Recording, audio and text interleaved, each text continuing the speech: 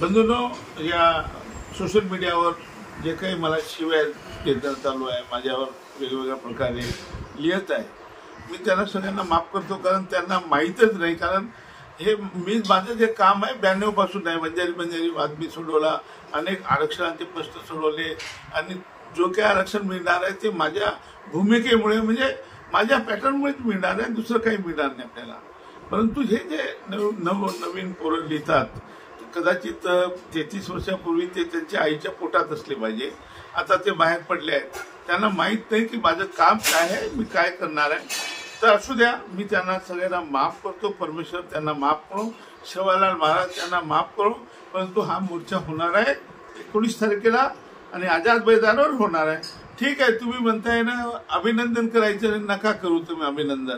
पण सरकार कोणाचं आहे? भाजप आहे. तुम्हाला कोण देणार आरक्षण? भाजपच देणार आहे. एक दिवस तुम्हाला अभिनंदन करावंच लागणार आहे.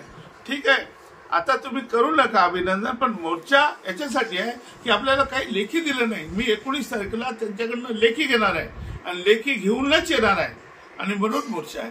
धन्यवाद.